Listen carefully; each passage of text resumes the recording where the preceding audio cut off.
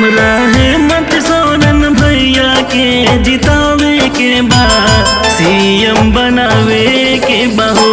हमरा सुरेश पासवान जी के जितावे के बा, विधायक बनावे के बहो। विधानसभा देवे घर से जितावे के बा, विधायक बनावे के बहो।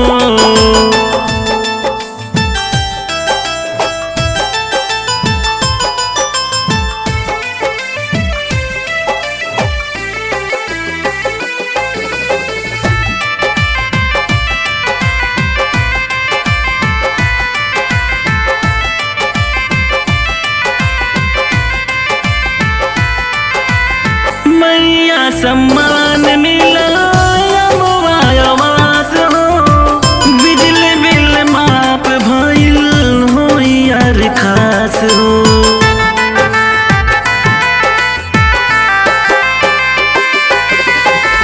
बनल चाहता रे देवे घर के सिपाही, रौर आशीर्वाद चाची नहीं के चाही।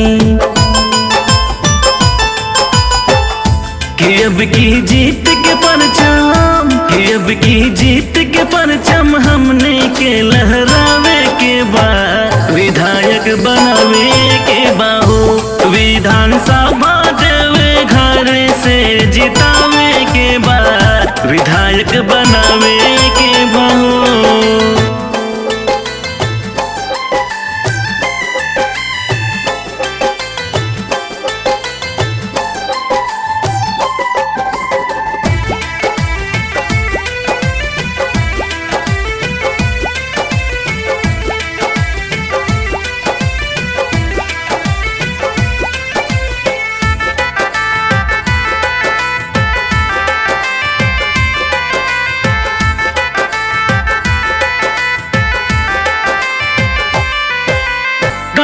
शहर टोला में कैल बा विकास हो, क्षेत्र खातिर करल चाहता रे कुछ खास हो।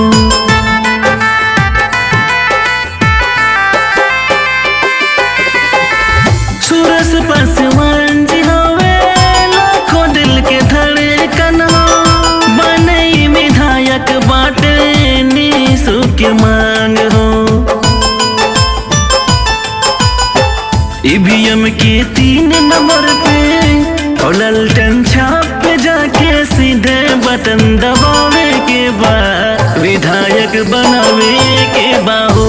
विधानसभा देवे घर से जितावे के बाद, विधायक बनावे के बाहो। हमरा हेमंत सोरेन भैया के जितावे के बा, सीएम बनावे के बहो।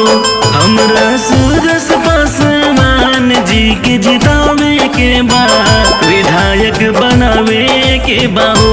विधानसभा देवे घर से जितावे